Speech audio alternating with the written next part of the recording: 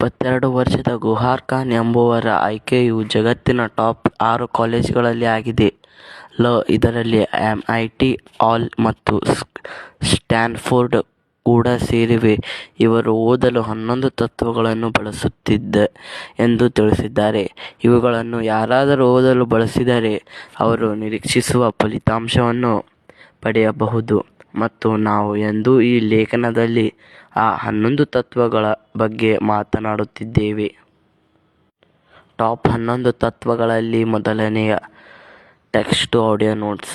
ನಾಳೆ ನಿಮ್ಮ ಆಫ್ಲೈನ್ ಪರೀಕ್ಷೆ ಇದೆ ಎಂದು ಯೋಚಿಸಿ ಮತ್ತು ಪರೀಕ್ಷೆ ಕೇಂದ್ರವನ್ನು ತಲುಪಲು ನಿಮಗೆ 1 ರಿಂದ 2 ಗಂಟೆಯಷ್ಟು ಸಮಯ ಬೇಕಾಗುತ್ತದೆ.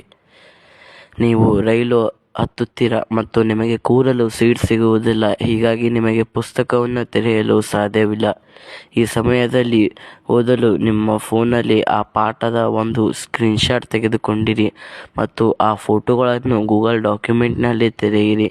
ನೀವು ಈ ರೀತಿ ಮಾಡಿದಾಗ OCR ಎಂದರೆ ಆಪ್ಟಿಕಲ್ ಕ್ಯಾರೆಕ್ಟರ್ ರಿಸೈನರ್ ನಿಂದ ಆ ಫೋಟೋ ಪಠ್ಯಕ್ಕೆ ಟೆಕ್ಸ್ಟ್ ಬದಲಾಗುತ್ತದೆ.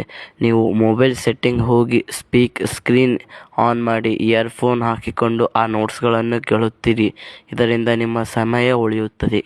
ಇನ್ನು ಮುಂದಿನ 10 ತತ್ವಗಳನ್ನು ಮುಂದಿನ ವಿಡಿಯೋದಲ್ಲಿ ನೋಡಿರಿ. ಲೈಕ್ ಮತ್ತು ಕಾಮೆಂಟ್ ಮಾಡಿರಿ.